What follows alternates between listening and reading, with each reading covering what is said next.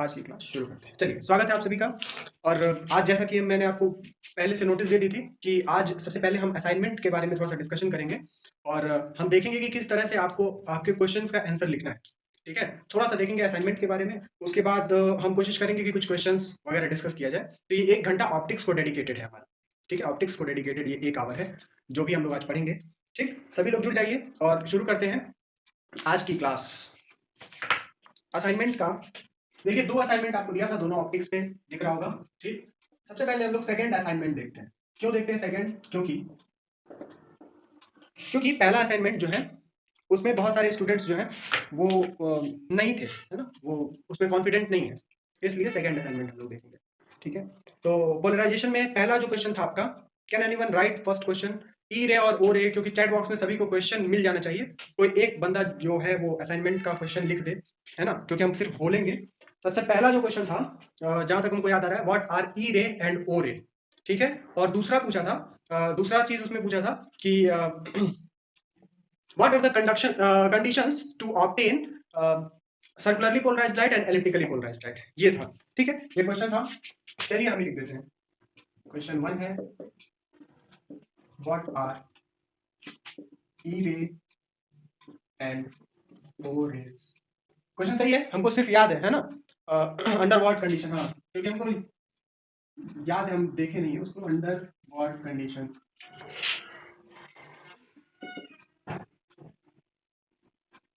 they will produce, ठीक है, elliptically and circularly polarized CPL। ठीक है, ये आपका क्वेश्चन का वेटेज था 4.5 नंबर। ठीक है, क्वेश्चन सबसे पहले आपको समझ में आना चाहिए। What are E rays and O rays. दूसरा है, under what condition their combination will produce elliptically and circularly polarised light. ठीक है, ये पूछा हुआ था। ठीक, अब देखिए, बात ये है कि ऐसा आप जैसे आप टॉपिक पढ़ते हैं ना, वैसा सीधा सीधा आपको कभी क्वेश्चन मिलने वाला नहीं है, और अगर मिल गया तो आप समझिए बोनस है।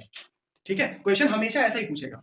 आप प्रोडक्शन ऑफ इलेक्ट्रिकली और सर्कुलरली पोलराइज्ड लाइट जब आप पढ़िएगा तो उसमें से क्या लिखा हुआ है आप देखिएगा कि एक हम आपको याद दिलाते हैं, इलेक्ट्रिकली और सर्कुलरली पोलराइज्ड लाइट में आप अनपोलराइज्ड लाइट लेते हैं, उसको आप एक पोलराइजर से गुजारते हैं, इससे लाइट प्लेन पोलराइज हो जाती है। इस प्लेन पोलराइजेशन को आप गुजारते हैं क्वार्टर वेव प्लेट से, और ये लाइट का ओरिएंटेशन ऐसा होना चाहिए कि ये लाइट इस क्वार्टर वेव प्लेट के ऑप्टिक एक्सिस से 45 डिग्री का एंगल बनाए। अगर ऐसा होता है तो ये क्वार्टर वेव प्लेट क्या करेगा, अपने बिहेवियर की वजह से एक ई रे और ओ रे प्रोड्यूस करेगा जो एक दूसरे से म्यूचुअली परपेंडिकुलर होंगे।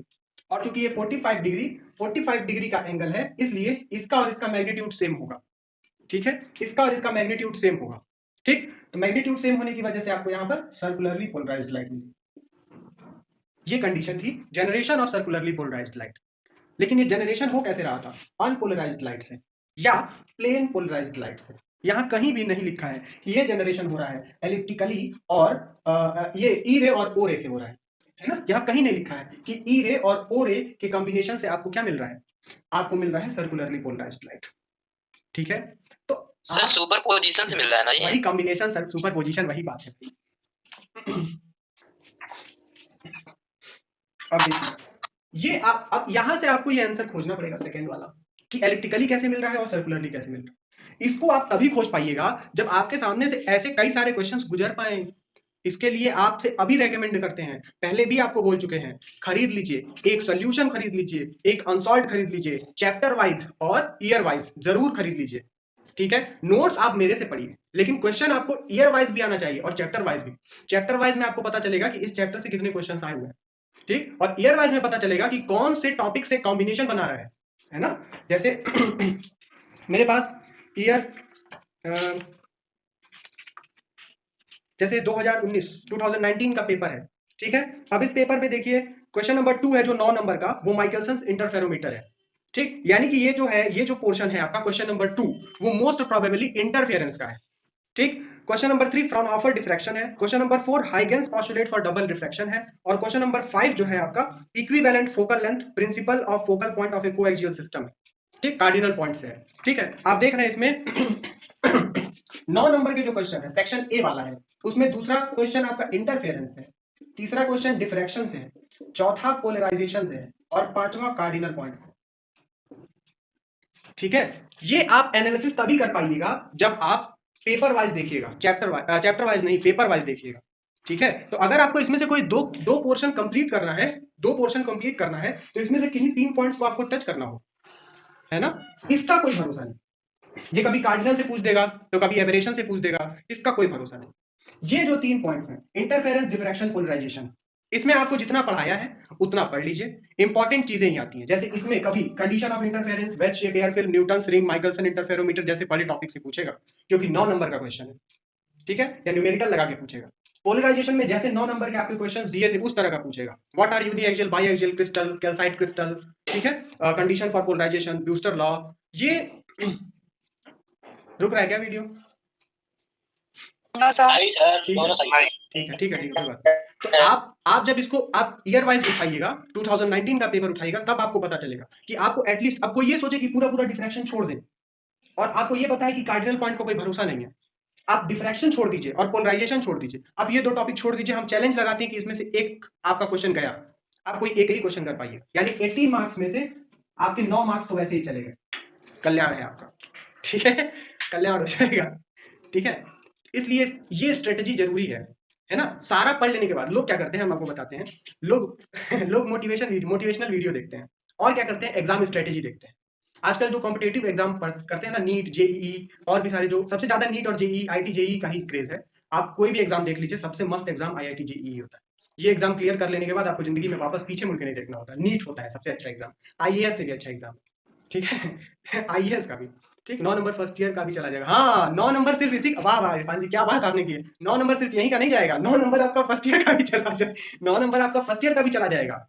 इसलिए याद रखिए, इसमें नंबर पाना बहुत जरूरी है ना। और ये ऑप्टिक्स का इतना दगाबाज पेपर है, अगर आपने इसमें इधर उधर किया, पक्का ये ले भी देगा। पर अगर आप ध्यान से पढ़ते रहे, तो ये पेपर आपको ऐसा स्कोर कराएगा। थर्मल का भी कोई भरोसा नहीं, कोई भरोसा नहीं है। थर्मल में अगर अच्छे से क्वेश्चन पूछ दिया ना, तो आप क्वेश्चन समझ ही नहीं पाएंगे, है ना। जस्ट आप उठाइए 2017 का पेपर उठाइए, देखिए थर्मल के क्वेश्चंस कैसे कैसे आए हुए हैं। 2017 का पेपर उठाकर देखिएगा, है ना। आपको अब क्या समझ में आया, आपको ऐसे ही देखना है। उठाइए अपना सोल्यूशन, क्या नाम है, पेपर उठाइए और पेपर में देखिए कि किस पोर्शन से क्या उठाया हुआ है। हम आपसे कहे थे आप लास्ट के 3 टॉपिक्स पढ़ लीजिए, जितना पढ़ा है, इंटरफेरेंस, डिफ्रैक्शन, पोलराइजेशन, आप पढ़ लीजिए अच्छे से। और इसमें पोलराइजेशन तो एकदम बोनस है भाई, पोलराइजेशन तो एकदम बोनस है, पढ़ लीजिए, है ना। ये देखिए आपको 9 नंबर दे के जा रहा है। फर्स्ट ईयर का भी 9 नंबर और सेकंड ईयर का भी 9 नंबर दे रहा है। आपको एक क्वेश्चन करने पर 18 नंबर मिल रहा है, सिर्फ वो 10 टॉपिक लास्ट के पढ़ लेने पर आपको 18 नंबर। ठीक है, ये है, ऐसे देखना है। ठीक, समझ में आ गया। और क्वेश्चन कभी इजी नहीं पूछता है, ये मान लीजिए, इजी पूछ लिया तो वो बोनस है आपके लिए। क्वेश्चन हमेशा घुमा कर पूछेगा, आपको समझना है कि कैसे करना है। आइए देखते हैं पहला क्वेश्चन, कितना लिखेंगे, आपको समझ में आ गया ये। अब देखिए एक और चीज बता देते हैं, 4.5 नंबर वाले में कॉम्बिनेशन कैसे है। क्वेश्चन नंबर 6, 7, 8 और 9, 6 का 2 पार्ट, 7 का 2, 8 का 2 और 9 का 2। ठीक है, 2019 का ही है। 6 में what do you understand by achromatism, achromatism से आप क्या समझते हैं। दूसरा, derive the condition for achromatism for 2 thin lenses of focal length f1 and f2 made upon 2 different material but placed in contact. आपको हम याद दिलाएं, ω1 f2 plus ω2 f1 upon ω1 plus ω2, यही डिराइव करने के लिए पूछ रहा है। ठीक, अब देखिए कुछ नहीं फंसता है भैया। ये कंडीशन आपका आ गया क्रोमेटिक एब्रेशन। ठीक है, पहला एब्रेशन से आ गया। दूसरा, इसमें न्यूटन्स रिंग का एक न्यूमेरिकल है, न्यूटन्स रिंग का न्यूमेरिकल। तीसरा देखिए diffraction and parallel equidistance slit, N slit है, एन स्लिट। चौथा है आपका सिंगल स्लिट का डिफ्रैक्शन है, सिंगल स्लिट का diffraction, minimum position first minimum, single slit का डिफ्रैक्शन, न्यूमेरिकल है। ये भी न्यूमेरिकल है, ये भी न्यूमेरिकल। ठीक, 8वां क्वेश्चन है cardinal points and cardinal planes. ये कार्डिनल पॉइंट्स डिफाइन करना है, define cardinal points and cardinal planes. कितना इजी क्वेश्चन है। और देखिए सर 8वां क्वेश्चन फ्रानापर से ना, भैया हमको जो दिख रहा है हम वही बता रहे हैं। ठीक है, कार्डिनल से सर कार्डिनल पॉइंट तो फ्रानापर में आता है, फ्रानापर डिफरेंस।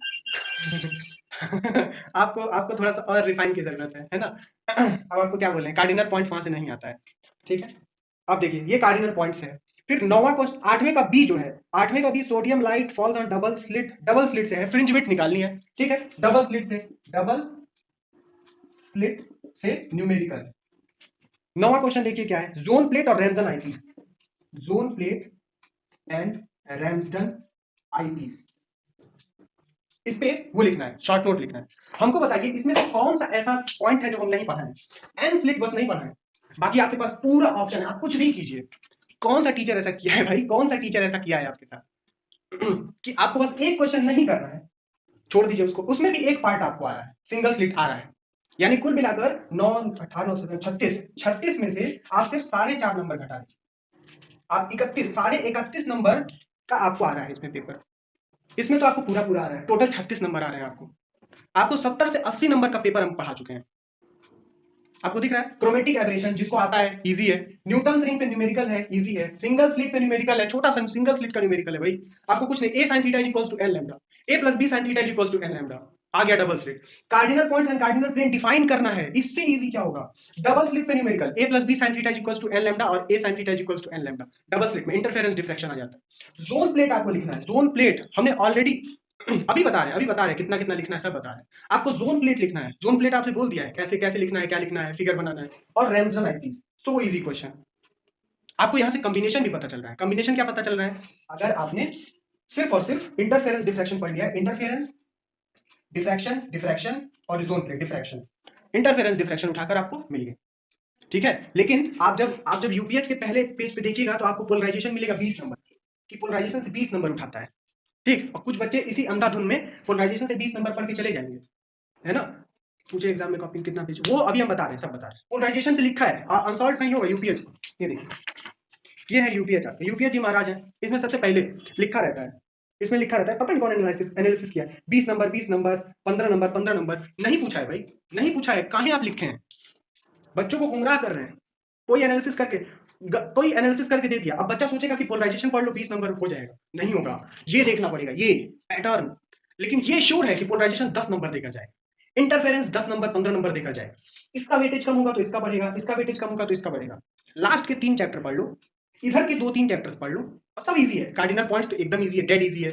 आपको आईपीस पढ़ाया है, जो चैप्टर हम एक दिन में आपको पढ़ा दिए, उसमें आपको क्या पढ़ना है, कुछ नहीं पढ़ना है, ठीक है। एकदम आसान है ये, आप भाई अपने दिमाग से निकाल दीजिए कि ऑप्टिक्स कठिन है। जो नहीं आता है, हम आपके लिए हमेशा अवेलेबल 24/7। हम अपनी जब भी हम फ्री रहते हैं, हम पक्का आपके कॉल का जवाब देंगे, आपके मैसेज का जवाब देंगे। हमारा भी, हमको भी पढ़ाई करनी है हमको भी पढ़ाई करनी है, बहुत सारी चीज पढ़नी रहती है, कभी कभी बिजी हो जाते हैं, है ना। लेकिन फिर भी हम बहुत सारा टाइम आपको देते हैं। आप भी समय दीजिए, बैठ कर एनालिसिस कीजिए, और पेपर वाइज कीजिए, चैप्टर वाइज एनालिसिस नहीं कीजिए, ठीक है। चैप्टर वाइज एनालिसिस मत कीजिए, पेपर वाइज एनालिसिस कीजिए। क्या पढ़ना है, कैसे पढ़ना है, कौन कौन से क्वेश्चन आ रहे हैं। अब देखिए, ये तो चैप्टर वाइज आपकी पेपर वाइज एनालिसिस हो गई। अब देखना है कि क्वेश्चंस को आंसर कैसे करना है। हम आपको बता रहे हैं, हमको इतनी खुशी हुई, पहली बारी में ही बहुत सारे बच्चों ने बहुत अच्छा लिखा था, ठीक है। उनको कुछ कुछ इंप्रूवमेंट की जरूरत थी, वो हमने बता दिया। दूसरी बारी में भी बच्चों ने बहुत अच्छा किया, पहले से ज्यादा अच्छा किया, ठीक है। सारे बच्चों ने अच्छा किया, 1 to all सारे बच्चों ने अच्छा किया। और बहुत सारे स्ट्रगलिंग बच्चे हैं, नाम किसी का भी नहीं लेंगे हम, क्योंकि हम नहीं चाहते कि आपके बीच में ये हो कि ये बच्चा बहुत अच्छा है, बेस्ट है। जो बच्चा बेस्ट है वो बेस्ट है, ठीक है। वो जो मेहनत कर रहा है वो भी बहुत अच्छा है, ठीक। एवरेशन रिवाइज होगा, ठीक है। हम कोशिश कर रहे हैं एवरेशन के, बस ये खत्म हो जाए, थोड़ा सा रश खत्म हो जाए, ठीक। इलेक्ट्रिसिटी डिफिकल्ट लगता है, वो भी ईजी है यार, ठीक। ये समझ में आ गया। तो इस बार जो हमने दिया था असाइनमेंट, उसमें आपने इंप्रूवमेंट किया है, लेकिन कुछ और नेसेसरी इंप्रूवमेंट्स हैं, जिसके लिए हम आपसे सारी चीजें शेयर कर रहे हैं कि कैसे आपको लिखना है, क्या लिखना है, ठीक। हमको अपने लायक 2-3-4 बच्चों की कॉपी लगी, मतलब जिनको हम अप्रिशिएट करते, 40 प्लस दे देते अगर होता तो, ठीक है। 40 प्लस मिल जाता आराम से, है ना। और वो भी तब जब आपने एक ही बार पढ़ा है, आपने एक ही बार पढ़ा है। कई बच्चों ने पढ़ा ही नहीं है, बस देख कर लिख दिया है, वो भी ठीक है, सही है, ठीक है। आपने लिखा तो सही, लिखा है वही अप्रिशिएबल है, ठीक है। आपने जब एक ही बार लिखा है तो टीचर से, अगर आप टीचर को आप सेटिस्फाई कर सकते हैं, तो जब आप बहुत बार पढ़ लेंगे तो आप कमाल ही करने वाले हैं, ठीक है। तो इसी मोटिवेशन के साथ आइए देखते हैं कि क्वेश्चंस में आपको कैसे लिखना है ना। तो भैया सभी लोग खरीद लो, है ना। अब किसी सर भी, तो चैप्टर वाइज में सॉल्व नहीं करेगा सर केपीएच यूपीएच। देखिए केपीएच यूपीएच से हम आपको मना नहीं कर रहे हैं, जब यही सब दुकान पे है तो आप खरीदिए, कोई प्रॉब्लम नहीं है, ठीक है। लेकिन आपको एक ईयर वाइज भी खरीदना है।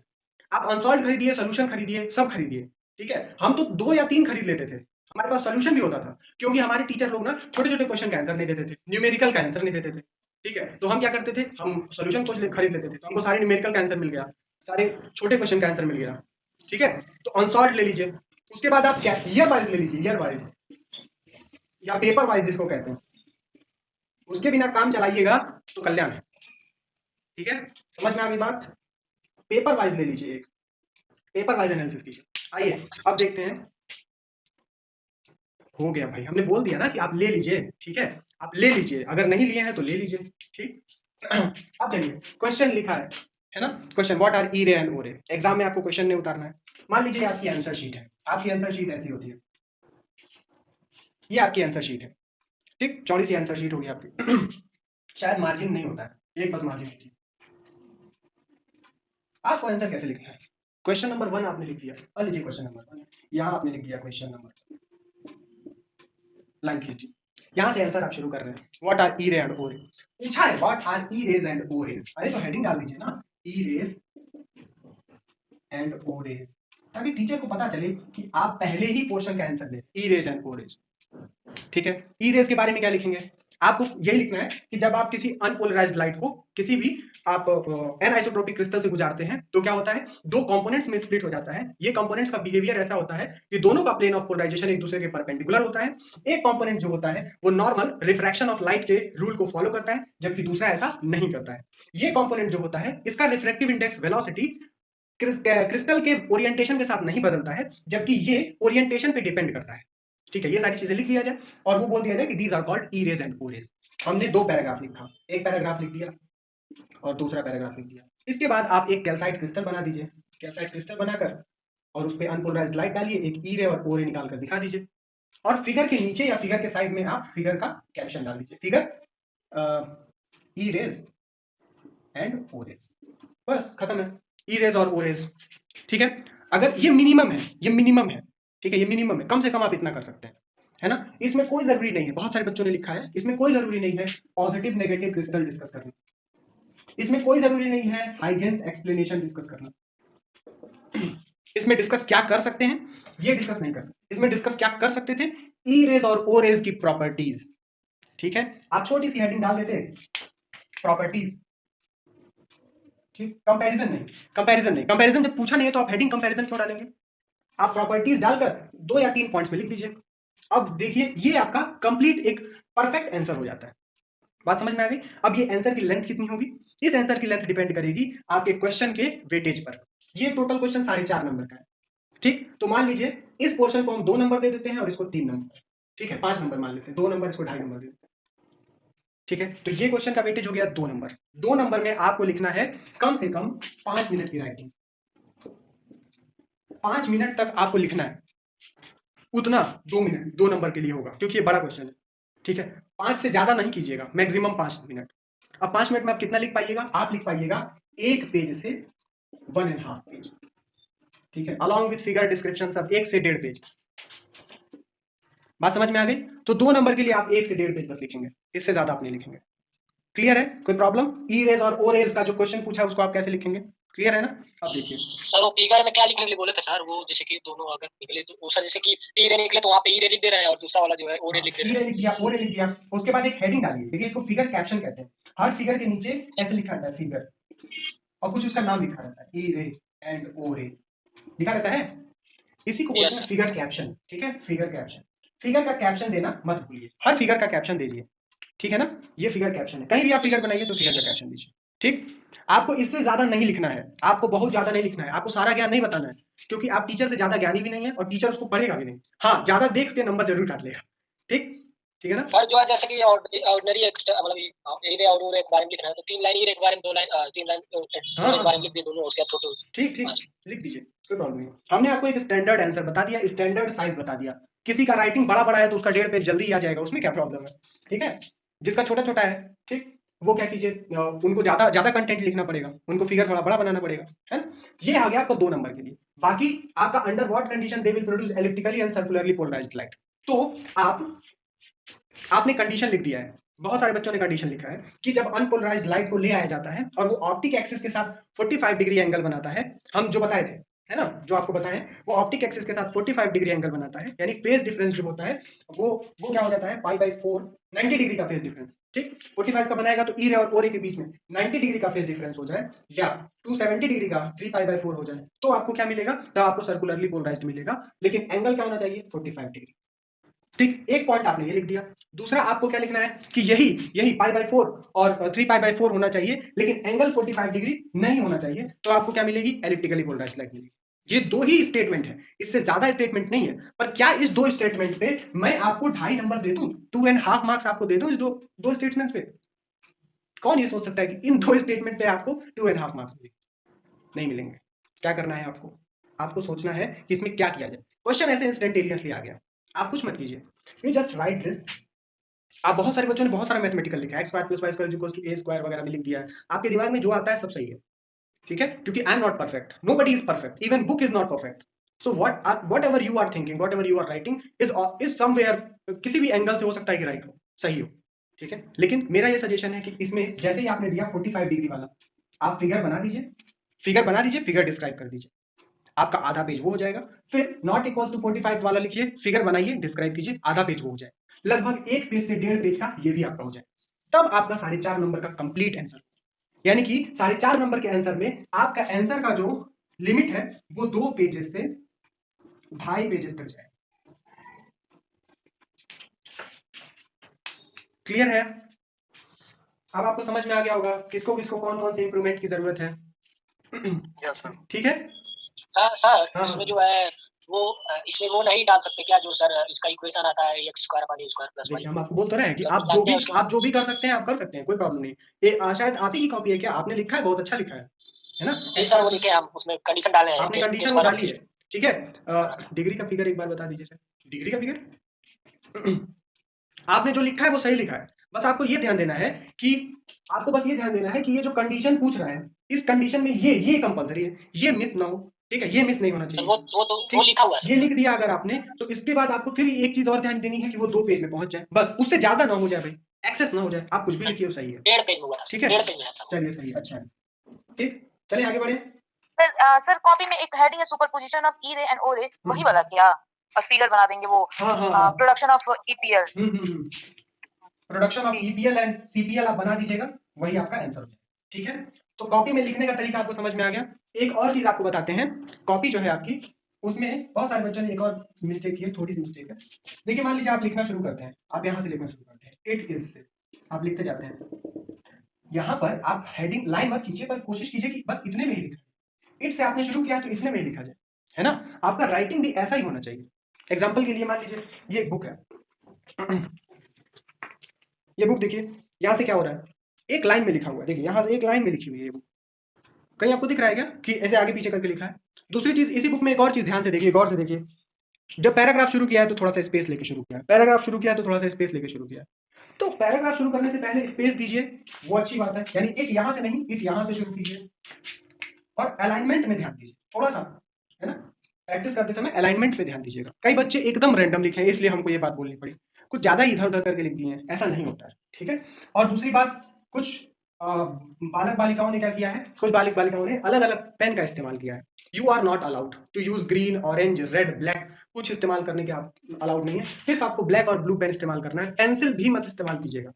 आप आंसर शीट जिसका आप प्रूफ दे रहे हैं कि मैंने आंसर लिखा है, उसको आप पेंसिल से लिख कर आएंगे, या फिगर आप पेंसिल से बनाएंगे। मान लीजिए कि कोई टीचर कम नंबर आपको दे मान लीजिए कोई टीचर आपको कम नंबर दे, ठीक है, आपने क्लेम किया, फिर वो टीचर क्या किया, पेंसिल से आपका सारा फिगर मिटा दिया, क्या कीजिएगा आप? है ना? इसीलिए पेंसिल अलाउड नहीं होती है, पेंसिल से फिगर वगैरह नहीं बनाना चाहिए, पेन से बनाना सीखिए, ठीक है। अब कलर्ड पेन का इस्तेमाल मत कीजिए, क्लियर है ना? ये क्वेश्चन सर 3 पेज में ज्यादा से ज्यादा हाँ, ज्यादा 3 पेज, ठीक।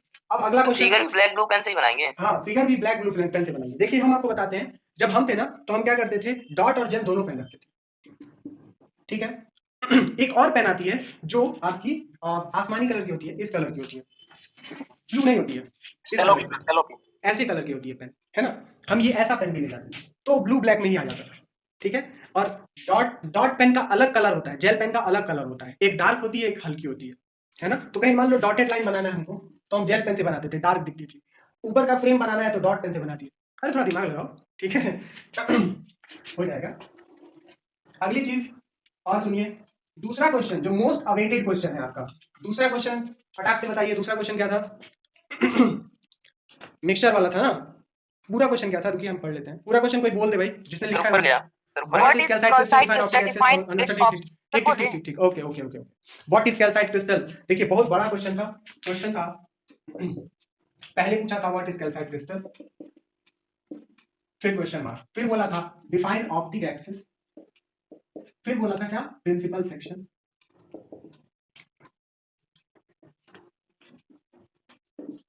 और इसके बाद क्या बोला था, इसके बाद बोला था कि कैसे हम अनपोलराइज्ड, 3 क्वेश्चन में 4 question, circularly polarized and mixture, इन दोनों के मिक्सचर को डिस्टिंग्विश करेंगे। ये 3 क्वेश्चन पूछे हुए थे बेसिकली। तो क्वेश्चन का वेटेज था आपका 9 नंबर, 9 मार्क्स का क्वेश्चन, ठीक है, एकदम ऑब्वियस सा क्वेश्चन, बिल्कुल ऑब्वियस सा क्वेश्चन, ठीक, ऐसा पूछा जा सकता है और ऐसा ही पूछता भी है। आपको लिखना कैसे था, इस क्वेश्चन का सबसे पहले वेटेज आप डिसाइड कीजिए, कितना वेटेज होगा, ठीक है, वेटेज आप डिसाइड कर लीजिए। तो 2 बेसिक क्वेश्चन है, पहली बात calcite crystal, optic axis, principal section, ये एक टाइप का क्वेश्चन, और अनपोलराइज्ड, सर्कुलरली पोलराइज्ड और इसका मिक्सचर को डिस्टिंग्विश करने का एक टाइप का है। तो आप इस क्वेश्चन को दे दीजिए 4 नंबर और इस क्वेश्चन को दे दीजिए 5 नंबर। पूछिए क्यों 4 इसको 5 क्यों, ठीक है, क्यों इसको 4 क्यों इसको 5, ऐसे ही क्यों उसको पहले क्वेश्चन को 2 नंबर दिया गया था, दूसरे को 2.5, वो इसलिए दिया गया था क्योंकि आप अगर दूसरा सेक्शन नहीं करेंगे तो टीचर तो वैसे ही समझ गया कि आपको दूसरा सेक्शन तो नहीं आ रहा था, तो आपको क्यों 4.5 में 4.5 देकर जाएगा, वो इवैल्यूएशन ही आपको 4 नंबर में करेगा, अरे 3.5 दे दिया 3 नंबर खत्म, तो वैसे ही समझ लीजिए, आपको अगर नंबर जोड़ना है तो 4 में से जोड़िएगा, समझ लीजिए दूसरा पोर्शन जब पूछ लिया तो इसका वेटेज ज्यादा है, ठीक है ना। तो देखिए कैल्साइट क्रिस्टल में 4 नंबर में आप क्या लिखिएगा, आप 2 पेज से ज्यादा लिख नहीं सकते, बहुत सारे बच्चों ने पूरा कैल्साइट क्रिस्टल लिख दिया, figure, optic axis, principal section, हो जाएगा बेकार से। आपको कैल्साइट क्रिस्टल के बारे में लिखना है, ठीक, आपका ये पूरा क्वेश्चन 4 नंबर का है, इस पूरे क्वेश्चन में आपको 3 हेडिंग है, 3 हेडिंग मिलाकर आपको 2 पेज लिखना है, ठीक है। और देखिए आप जानते हैं कि पहले अगर 9 नंबर का क्वेश्चन है तो हो गया आपका 4.5 में आप लिखते हैं, 4.5 में आप 2.5 पेज तक लिखेंगे, ठीक। 9 नंबर का मतलब ये थोड़ी हुआ कि आप 5 से 5.5 पेज लिखेंगे, 5 से 6 पेज, कोई जरूरी नहीं है। 9 नंबर के लिए मिनिमम कितना लिखना है, मिनिमम आपको 4 पेज, मिनिमम 4 पेज, ठीक है, मैक्सिमम आप कितना लिख सकते हैं, मैक्सिमम की कोई लिमिट नहीं है, ठीक, पर नहीं लिखना है, मिनिमम 4 पेज लिखना है, ठीक। न्यूमेरिकल अगर पूछ लिया तब तो वो 3 ही पेज में भी खत्म हो, ठीक है। न्यूमेरिकल पूछ लिया तो मान लीजिए ये पूछ लेता है, इसके बाद न्यूमेरिकल पूछ लेता है, जैसे आपका लास्ट क्वेश्चन है ना, तो वो 3 ही पेज में खत्म हो जाएगा, उसको करके निकल लीजिए, ठीक। अब बताते हैं, देखिए अगर कैल्साइट क्रिस्टल आपसे पूछा है तो कैल्साइट क्रिस्टल के बारे में आप 2 पैराग्राफ लिखिए, 2 पैराग्राफ, कितने लाइंस का, 4 लाइंस का लिखिए, बस 4 लाइन या 3 लाइन का 2 पैराग्राफ। इसका फिगर, फिगर बहुत सारे बच्चों ने गलत बनाया है, फिगर में आपका वो क्यूब नहीं है, वो आपका रोम्बोहेड्रल है, सारा फेस पैरेललोग्राम है, एक पैरेललोग्राम ऐसे बनाइए, एक पैरेललोग्राम जस्ट इसके ऊपर बनाइए और इसको जोड़ दीजिए, ऐसा फिगर है, बच्चों ने ऐसा बना दिया है, ऐसा नहीं होगा अलग, ऐसा नहीं, ऐसा बनाओ, ठीक है।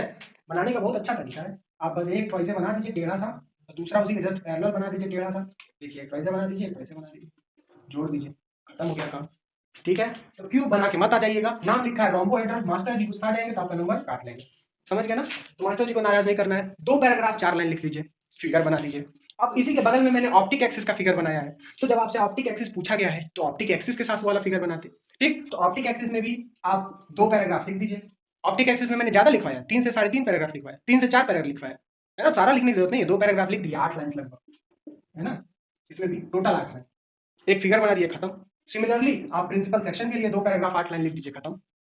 बात समझ में आ गई, फिगर बस साफ सुथरा होना चाहिए, ठीक, ये खत्म हो गया। अब आपको इसमें मिल गया 4 नंबर मिल गया आपको।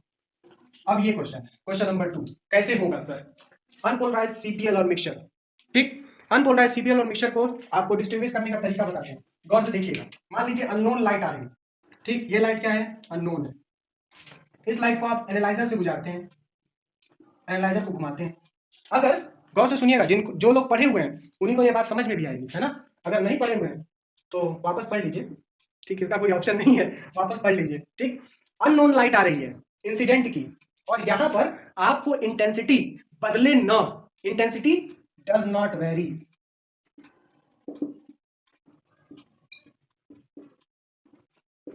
एट ऑल, ठीक है। अगर अननोन लाइट है, intensity does not varies at all, अगर ऐसा हो जाता है तो आप क्या बोलेंगे, ये पॉसिबल है, मिक्सचर नहीं है, बहुत सारे बच्चों ने मिक्सचर लिख दिया है, इसमें क्या है, पॉसिबिलिटी है, पॉसिबिलिटी है कि ये क्या हो, या तो सीपीएल हो, या तो अनपोलराइज्ड लाइट हो, या तो सर्कुलरली पोलराइज्ड लाइट हो, या तो अनपोलराइज्ड लाइट हो, यहां पॉसिबिलिटी है। बात समझ में आ गई। अब क्या करेंगे, अब क्या करेंगे, धोखा हो गया, क्या हो गया, धोखा हो गया, हमारे गांव में इतना फास्ट चलता है। अब चलिए आज बहुत दिन बाद कुछ किया जाए, है ना।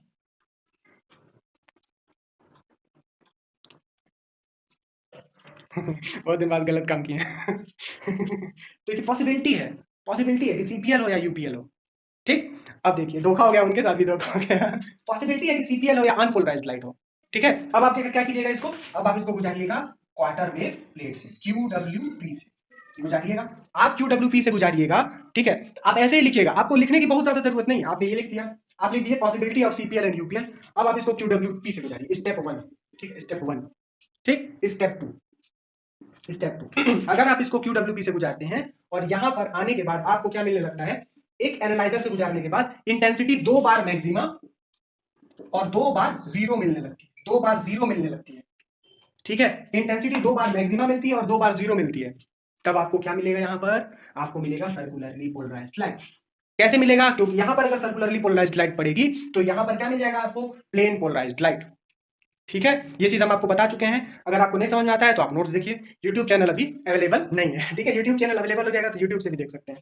तो आपको मिल जाएगा सर्कुलरली पोलराइज्ड लाइट, आपने सर्कुलरली पोलराइज्ड लाइट डिटेक्ट कर लिया, ठीक। अनपोलराइज्ड लाइट अगर यहां से आती, अगर अनपोलराइज्ड लाइट आती तो ये क्या है, क्वार्टर वेव प्लेट भूल जाइए, क्वार्टर वेव प्लेट भूल जाइए। ये क्या है, quarter wave plate is also an anisotropic material. तो एनिसोट्रोपिक मटेरियल है, तो एनिसोट्रोपिक मटेरियल से अनपोलराइज्ड लाइट ई रे और ओ रे में टूट जाएगी। अब ई रे ऐसे ऐसे वाइब्रेट करेगी, ओ रे ऐसे ऐसे वाइब्रेट करेगी, ऐसे ऐसे और ऐसे ऐसे के वाइब्रेशन में क्या होगा, आपको यहाँ पर क्या मिलने लगेगा, सर्कुलरली पोलराइज्ड लाइट। क्लियर है, आपको यहाँ क्या मिलेगा, सीपीएल।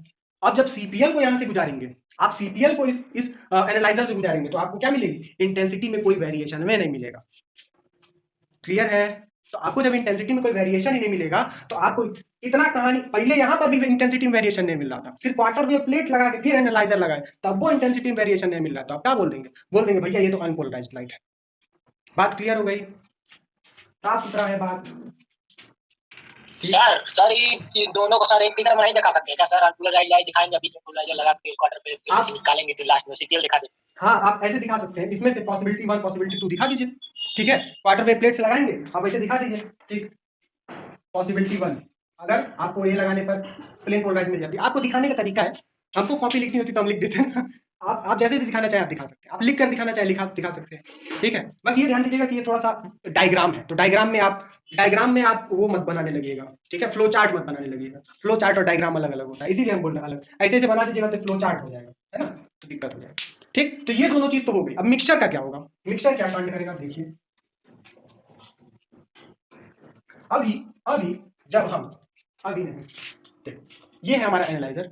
अब जब हम इसको देखेंगे तो हमको क्या मिलेगा, एक अननोन लाइट आएगी, ठीक। आप देख लीजिएगा यहाँ पर हेडिंग क्या डालिएगा, detection of CPL and UPL unpolarised light, step 1 और स्टेप 2 और स्टेप 3, ठीक। स्टेप 2 लिख देंगे, स्टेप 2, ठीक है, इफ लाइट इज सीपीएल, ठीक। स्टेप 3 लिख देंगे, if light is UPL unpolarised light, ठीक है। उसके बाद लिख देंगे step 4 if light is mixture, अगर लाइट इन दोनों का मिक्सचर है, ठीक। आप लिख दीजिए अगर लाइट इन दोनों का मिक्सचर है, देखिए दिखा दिया हम आपको कैसे लिखना है ना, हम ऐसे लिखते हैं, मेरे दिमाग में ऐसे आया हम ऐसे लिखते हैं, ठीक। अगर लाइट इन दोनों का मिक्सचर है तो क्या होता, अगर लाइट इन दोनों का मिक्सचर है तो क्या होता, आप जब क्वार्टर वेव प्लेट से इसको गुजारते, ठीक, एक तो सीपीएल रहेगा और एक तो क्या रहेगा, इसे रहेगा, दोनों कंपोनेंट इसमें मौजूद है। सीपीएल वाला ऐसे घूमते घूमते आता है और सीपीएल वाला घूमते जाएगा तो क्या बन जाएगा, पीपीएल बन जाएगा, क्या बन जाएगा, पीपीएल बन जाएगा। और यूपीएल आएगा, यूपीएल जब घूमते घूमते आएगा तो क्या बन जाएगा, सीपीएल बन जाएगा। क्लियर है, सीपीएल घूमता हुआ आएगा पीपीएल बन जाएगा, यूपीएल घूमता हुआ आ जाएगा सीपीएल बन जाएगा, ठीक। अब देखिए सर्कुलरली पोलराइज्ड लाइट में क्या हुआ, circularly polarised light can be considered as superposition of two perpendicular vibrations, ठीक है।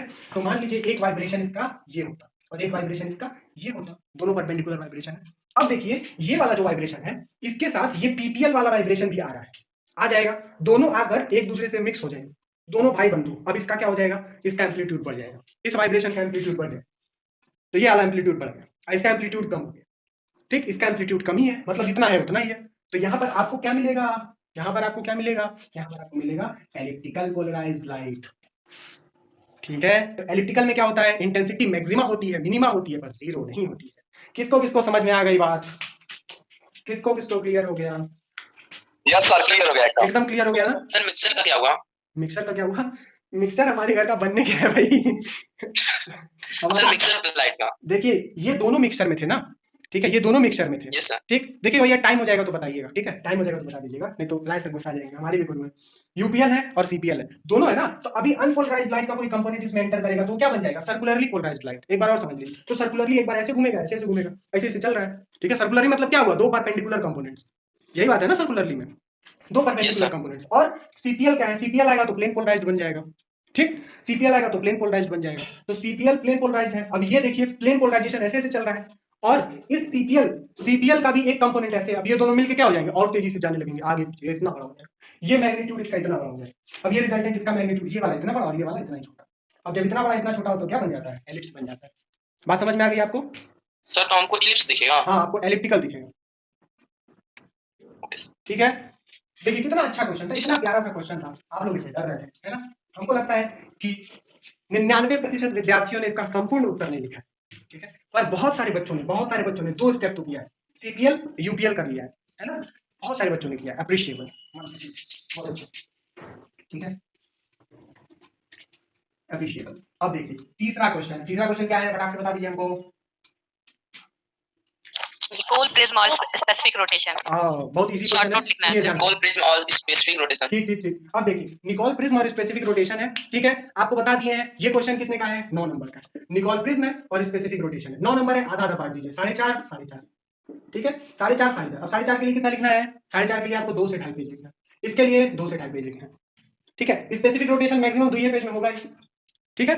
तो निकोल प्रिज्म को भी लिखिए, स्पेसिफिक रोटेशन को भी लिखिए। आपको बस क्या ध्यान देना है इसमें, चूंकि शॉर्ट नोट लिखा गया है, कोई क्वेश्चन नहीं पूछा गया, इसलिए आप इसमें कुछ भी लिख सकते हैं, मतलब जो आप चाहें वो लिख सकते हैं। निकोल प्रिज्म में कितना भी लिख सकते हैं, बस आपको 2 से 2.5 पेज की लिमिटेशन को कंप्लीट कर लेना है। टाइम मिले तो ज्यादा लिख दीजिए, टाइम कम है कम लिख दीजिए, वो आपके ऊपर निर्भर करता है, ठीक है। ये क्वेश्चन समझ में आ गया सबको?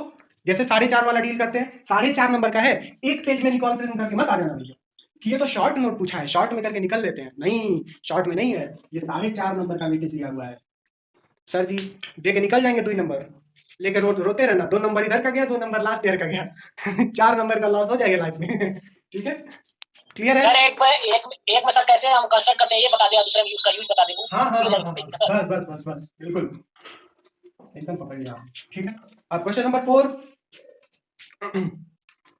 ए PPL is rotated to 27 degree, ठीक, थीटा बोला था 27 डिग्री है, ठीक, कंसंट्रेशन बोला था 20% है, और डी बोला था कितना? 20 सेंटीमीटर, ठीक है। पूछा था specific rotation, lambda specific rotation, ठीक। स्पेसिफिक रोटेशन क्या होता है? स्पेसिफिक रोटेशन का होता है थीटा अपॉन एल डेसीमीटर और सी ग्राम पर सेंटीमीटर, ये होता है, या फिर होता है theta tan theta upon L centimetre और कंसंट्रेशन ग्राम पर सेंटीमीटर क्यूब, ठीक है।